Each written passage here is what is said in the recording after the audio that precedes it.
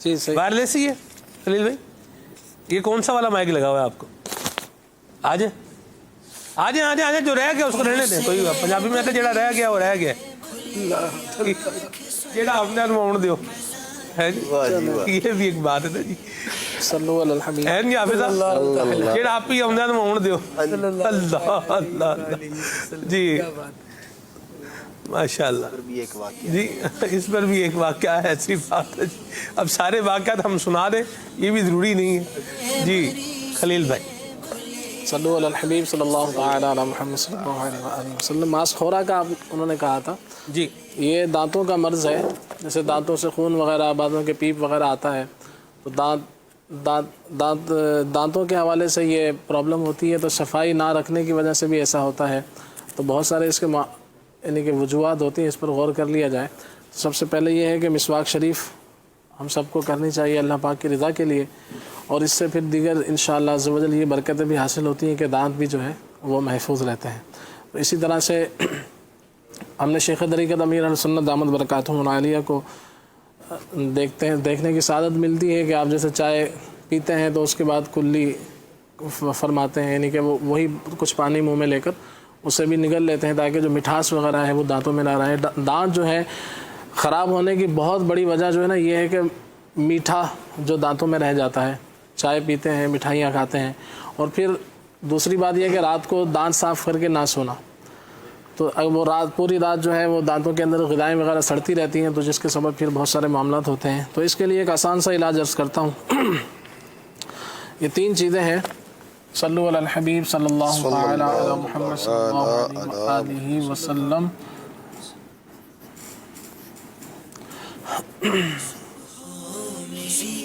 رحمتوں سے بری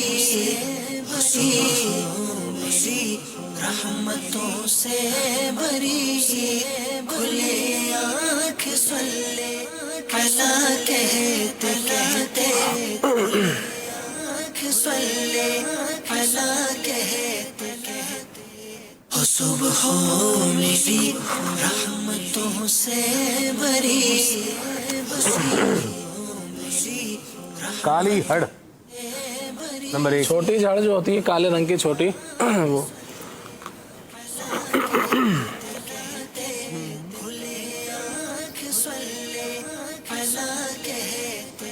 نمک. یہ 3 چیزیں ہیں.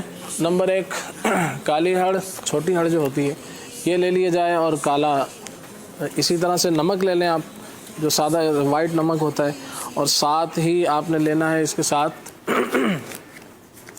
کالی مرچیں. تو یہ تمام تینوں چیزیں ہم وزن لے لیں اس کو استعمال کریں.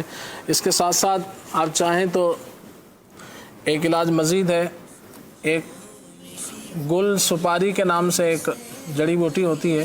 یہ آپ نے لینی ہے 60 گرام سرخ کر کے لینی ہے. گل سپاری سرخ یہ 60 گرام لے لیں. اور اس کے ساتھ ایک جڑی بوٹی ہوتی ہے اسے کہا جاتا ہے معزو.